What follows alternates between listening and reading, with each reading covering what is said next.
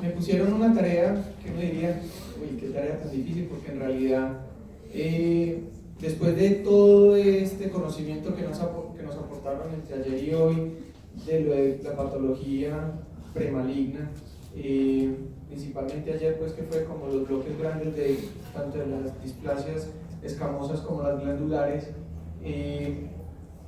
esto me facilita mucho a mí la charla, pero también me quita mucho de qué decir, porque en realidad todo el tema se abarcó de una forma muy amplia, y a la hora de nosotros decir, bueno, entonces en realidad, ¿qué le vamos a mandar al ginecólogo oncólogo? Se queda uno con unas cositas muy escasas.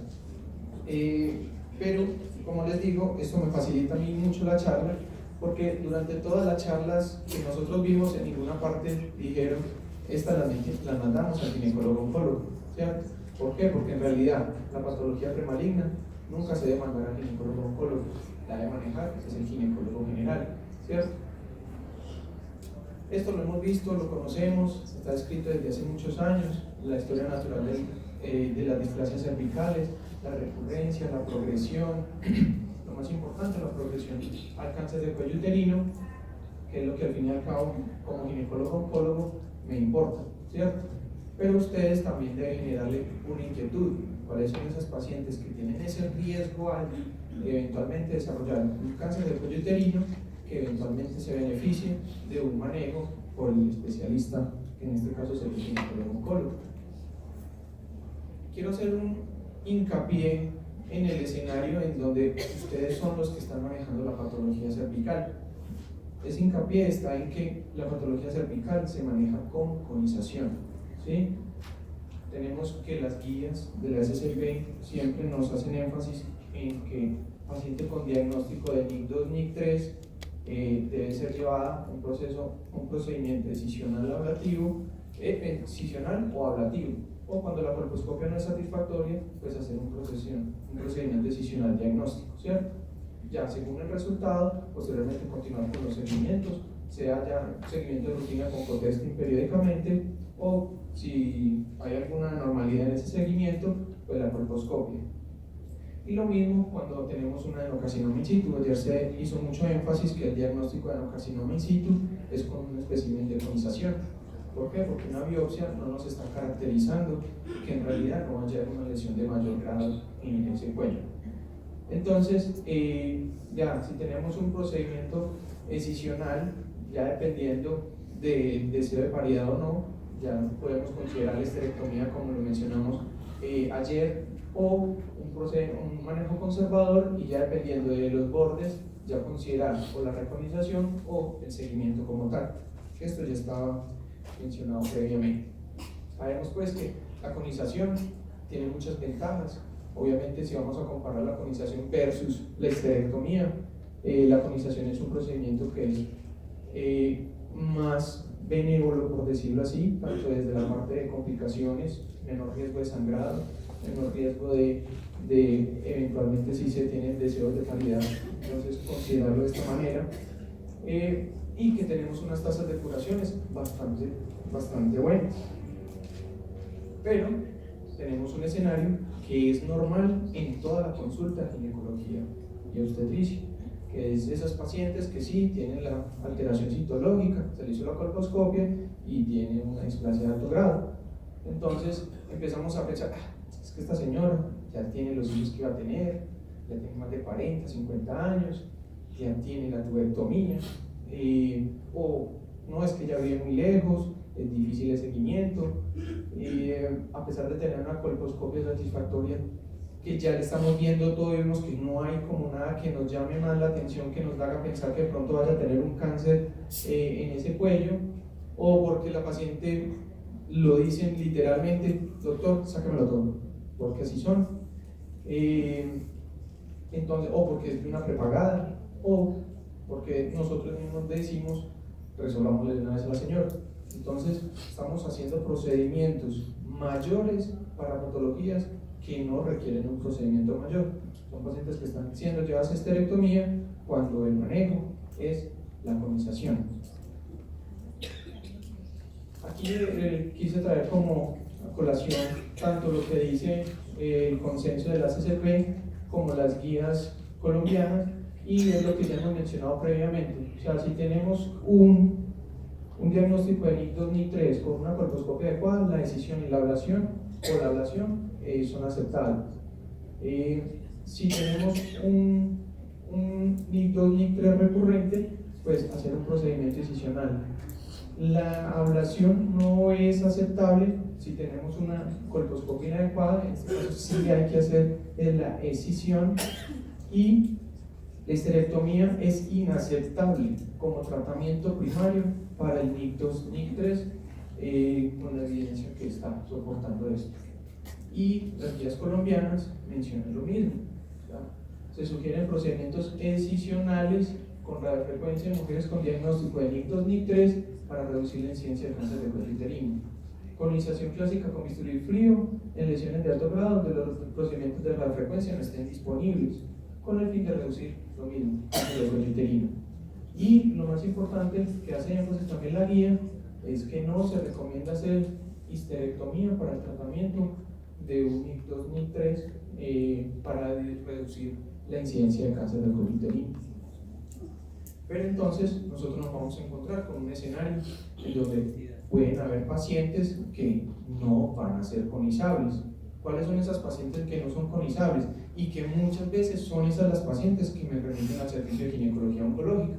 Porque obviamente si el manejo es la conización y no le puedo hacer la conización, qué miedo que me salga un cáncer de cuello uterino. Entonces, usualmente este es el escenario que más fácil veo yo en la consulta, porque definitivamente tiene una atrofia cervical marcada por la atrofia que tiene en los años y tienen una biopsia que reportarán un NIC 2, NIC 3, o porque tenemos un NIC 2, NIC 3 que en el pasado ya había recibido un tratamiento con una conización y es un NIC 2, NIC 3 recurrente, o que se le hizo una conización y en esa conización nos hablan de bordes positivos, sea el endocervical, el exocervical, el vértice o incluso el curetaje. Entonces vamos a desglosar cada uno de estos tres escenarios para mirar qué implicaciones podemos encontrarnos con relación a esto. Entonces, si tenemos un diagnóstico de un NIC 2, NIC 3 o un adenocarcinoma in situ, pero hay una atrofia cervical importante, o sea, es un cuello completamente cupulizado, lo que vamos a tener nosotros de disponibilidad va a ser una histerectomía diagnóstica. ¿Sí? No es una histerectomía terapéutica, o sea, recordemos que las pautas dicen que la histerectomía no es un tratamiento para una displasia cervical, pero hay escenarios en donde posiblemente esa conización no va a ser factible, entonces hay que considerar la posibilidad de la histerectomía diagnóstica. Pero esa histerectomía diagnóstica tiene que tener una connotación bastante importante y es el consentimiento informado. Obviamente muchos de los servicios de patología cervical remiten a estas pacientes porque de cierta manera prefieren que les salga no advertido al ginecólogo oncólogo que no por un manejo que se le pueda dar en ese nivel de atención vaya a salir con un cáncer de cuello uterino y la incertidumbre está si le hice lo que era, no le hice, por qué se me salió así. Obviamente esto puede pasar, ¿cierto? Pero el consentimiento informado en una paciente con un cuello no conizable que va a ser llevada a histerectomía por ginecólogo general, tiene que estar implícito la posibilidad de un cáncer de cuello uterino no advertido. Ustedes lo pueden realizar, pero obviamente explicándole muy bien a la paciente las implicaciones que tiene, ¿sí? Pero obviamente siempre el tracto vaginal. Hay que tener en cuenta que nuestro servicio de ginecología es que la ve un ginecólogo, revisa los exámenes, otro ginecólogo, le programa la cirugía, otro ginecólogo y le está operando otro ginecólogo.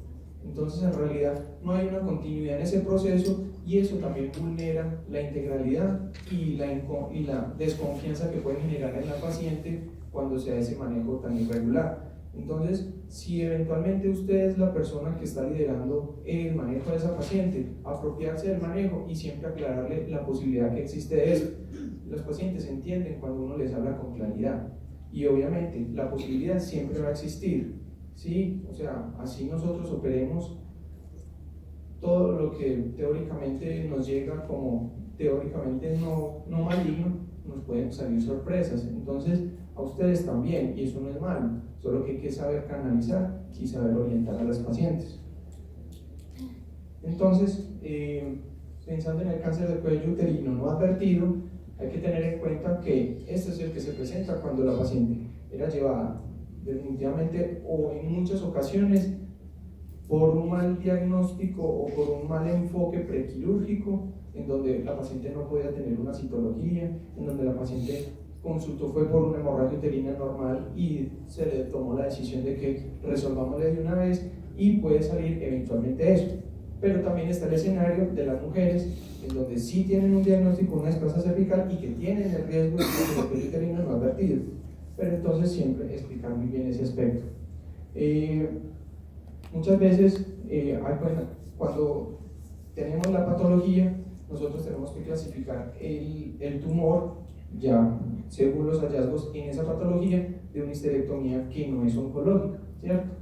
Entonces, pacientes que tienen estadio 1A1 sin compromiso linfovascular, una paciente con este tratamiento queda curada, pero obviamente tiene que tener la valoración por el ginecólogo-oncólogo para que pueda determinar la naturaleza de esa patología. Ya lesiones un poco más grandes, estas sí, ahorita lo vamos a ver según las recomendaciones del NCCN, que van a recibir un tratamiento más radical, en donde que en algunas ocasiones o completar la cirugía o hacer un manejo con radioterapia y quimioterapia. Ya, tumores 2B, estos sí definitivamente van a ir a esa quimio-radioterapia. Y algo muy importante es que las pacientes con cáncer de cuello uterino no advertido que no reciben tratamiento complementario, su supervivencia es menos del 50%. Como les decía, entonces las guías de NCCN, esto es como los carros, no hemos acabado el 2018 y ya salieron las del 2019. Entonces, tenemos, si es un 1A1 con compromiso linfovascular, o sea, tenemos en cuenta el 1A1 sin compromiso linfovascular. Importante, la revisión de la patología. El doctor Buitrago mencionaba ayer, es que a los patólogos les da rabia que pidan revisión de citología. A muchos patólogos no les gusta o se sienten intimidados cuando nosotros pedimos revisión de patología, pero no es lo mismo para nosotros un centro oncológico con patólogos oncólogos que nos dan la certeza de esos hallazgos y tomar una decisión en base a eso, a un patólogo que está viendo muchas otras cosas y que eventualmente puede tener estos casos. Entonces, por eso siempre consideramos la revisión de los bloques de patología. Se corrobora que no hay compromiso linfovascular, el paciente ya está tratada con histerectomía simple, ¿sí?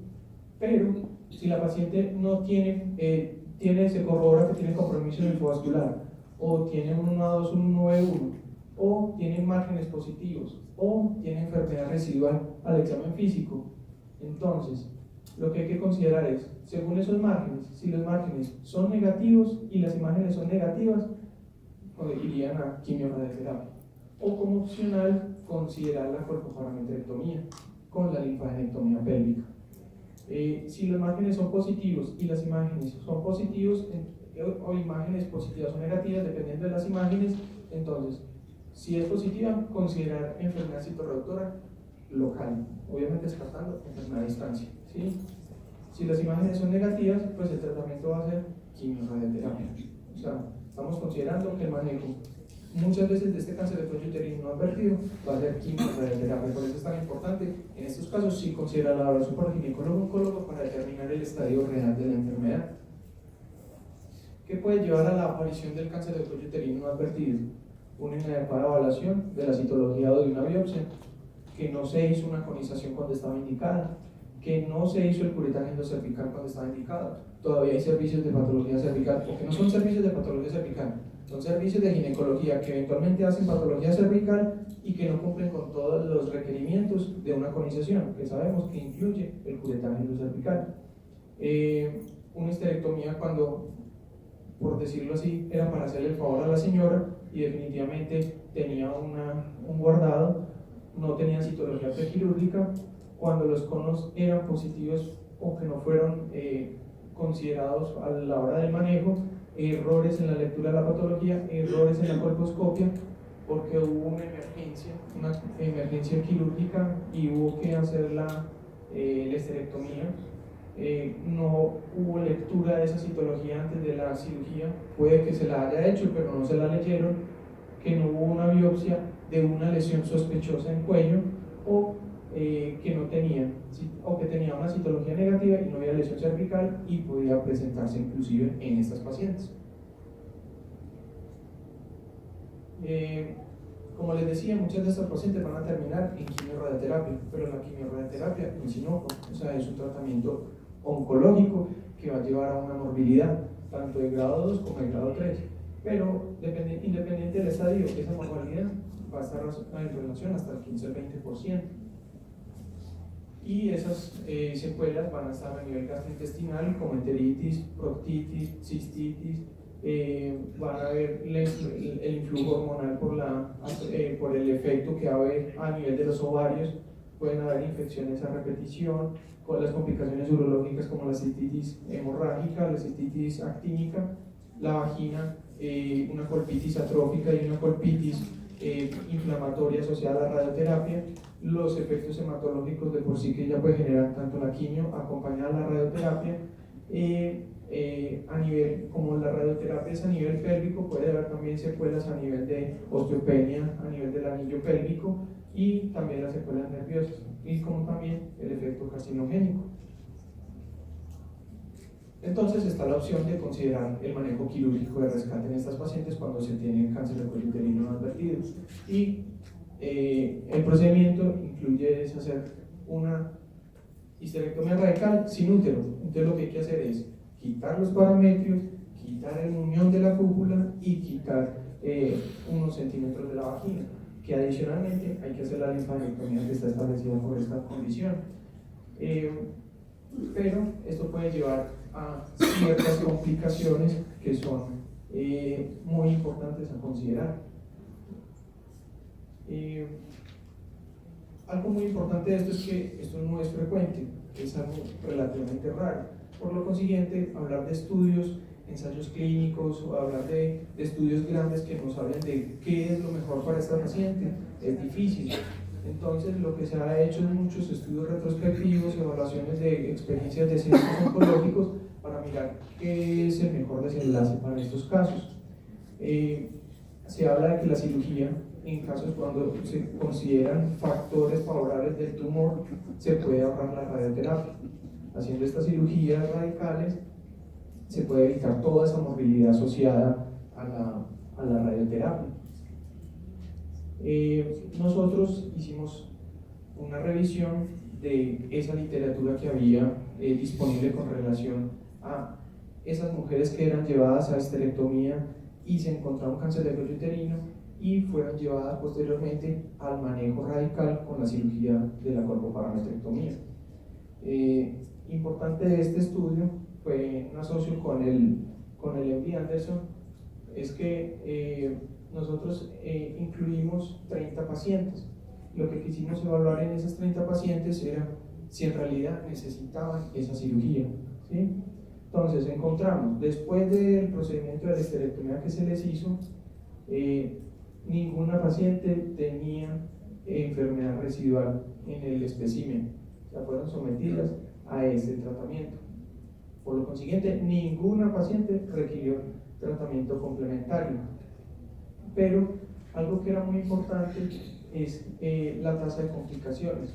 La tasa de complicaciones en esta población fue bastante alta. O sea, muchas de estas pacientes hicieron estenosis ureterales y por consiguiente fueron llevadas a nefrectomías.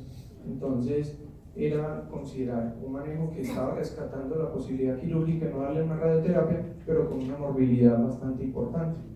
Entonces, quisimos aislar con unos factores pronósticos favorables para poder definir esto. Esta era como, dentro del estudio también hicimos como lo que estaba disponible en la literatura y las tasas de recurrencia llegaban al 5%, o sea, del total que es lo que recogimos de toda la literatura, que fueron 270 casos, solo se presentó recurrencia en el 5%. Entonces nosotros hicimos como un algoritmo para considerar cuáles son las pacientes que en realidad necesitan un tratamiento complementario. Entonces, ahorita cuando lo veamos en la otra charla, vamos a hablar un poquitico de los factores pronósticos favorables de cirugía conservadora. En este caso, entonces, lo que nosotros queríamos ver es que ahorita ya hay mucha literatura en base a los factores pronósticos favorables de cáncer de cuello uterino. Entonces, también quisimos como aplicar ciertos criterios de los que estaban descritos para este escenario y lo que hicimos fue confirmar el diagnóstico por patología. hablar de los márgenes. Si los márgenes estaban comprometidos, estas pacientes iban a ser directamente llevadas o a la opción quirúrgica, que ya centros expertos lo pueden realizar, o quimiorradioterapia. Pero si los márgenes son libres, entonces lo que estábamos evaluando era, uno, el tamaño del tumor y la profundidad de la invasión. Entonces, si cumplíamos con que era menos de 20 milímetros de extensión y menos de 10 milímetros de profundidad, se completaba la cirugía, pero solo con la linfadenectomía. Si la linfadenectomía era negativa, se dejaba en observación. Si la linfadenectomía es positiva, iba a recibir quimioterapia. Ya, si la paciente tenía márgenes libres, pero tenía un tumor mayor de 2 centímetros o una invasión estromal mayor de 1 centímetro, estas pacientes iban al manejo estándar como lo establece la NCCN. Ese era el escenario en las pacientes que teníamos una biopsia que no podíamos conizar por relación al diagnóstico que no se le hacía. Si tenemos una paciente que tiene márgenes positivos, estas pacientes con márgenes positivos, las guías de la SCP nos hablan de 1, hacer una nueva conización; 2, si no es conizable, pues obviamente la histerectomía u observación, ¿cierto? Pero entonces aquí tenemos lo que nos hablan del margen. El margen del cono tiene poco efecto predictivo en el riesgo del NIC persistente, y con margen positivo la resistencia a la recurrencia del NIC3 va a alcanzar al 34% versus el 16% cuando tenemos márgenes negativos, y así lo menciona la SCP. Entonces, pacientes con NIC3 que tienen márgenes positivos, entonces considerar seguimiento 4 a 6 meses, o considerar un recono, la histerectomía cuando el recono no es factible.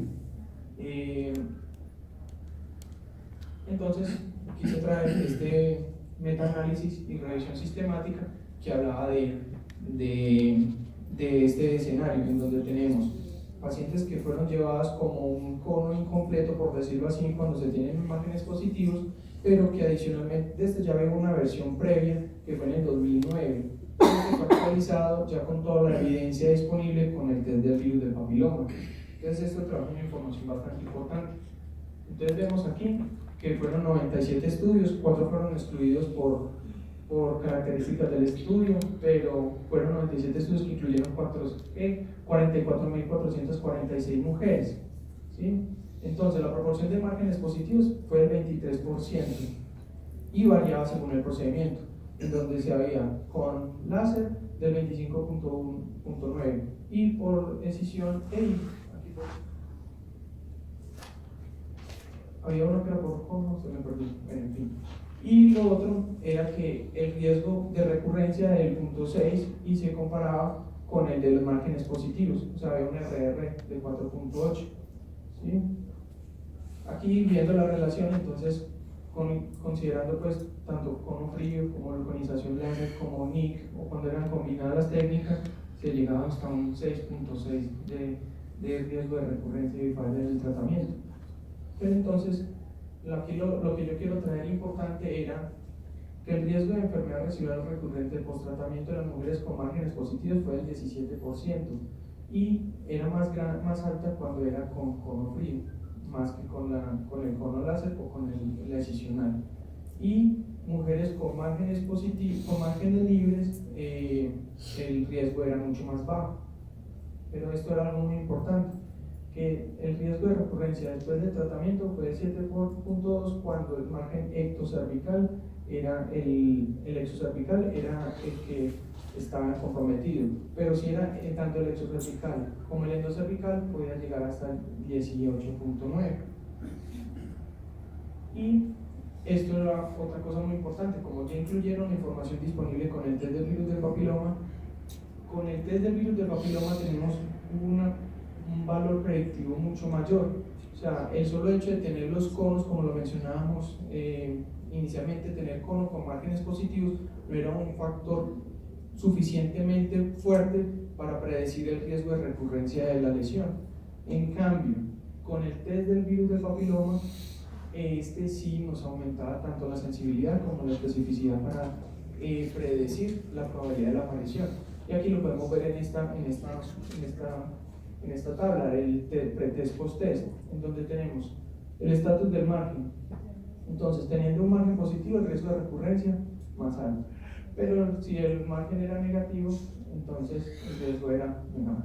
Pero si tenemos un test de pH positivo, el riesgo de recurrencia, la posibilidad de predecir que esa mujer va a recurrir, va a ser mucho más factible, va a ser mucho más fidedigno. Entonces, es una muy buena utilidad en las pacientes post-cono hacerle seguimiento con test del virus del papiloma, porque nos va a predecir con mucho más precisión el riesgo que van a tener estas mujeres de hacer recurrencia. Entonces, en conclusión, ellos llegan a decir que el riesgo de recurrencia o de enfermedad residual se aumenta cuando los márgenes están positivos versus los márgenes libres. Sin embargo, el test de pH post-tratamiento va a tener mayor precisión a la hora de definir cuáles son esas pacientes que van a recurrir, ¿sí? Y el otro escenario es el de las pacientes con NIC2, NIC3 recurrentes. ¿Qué nos dicen las guías de la SCP? Lo mismo que hablábamos. Entonces, cuando es un recurrente, hay que hacer o seguimiento o hacer un recono o hacer la histerectomía cuando el recono no es factible.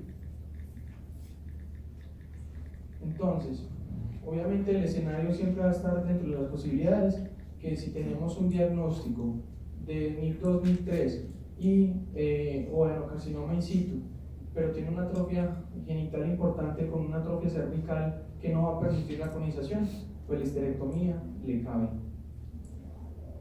Si tenemos unos márgenes positivos y no es posible hacer una reconización, histerectomía. O si es una paciente con una enfermedad reconizable, la posibilidad de hacer la histerectomía está dentro de las posibilidades.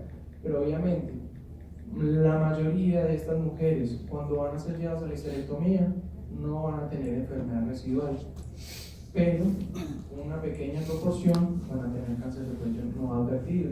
Por eso es tan importante el consentimiento informado. Allí es donde nosotros vamos a tener la posibilidad de explicarle a la paciente que existe un riesgo, que ese riesgo es bajo, pero que existe, y que en esos casos amerita la atención. Muchas gracias.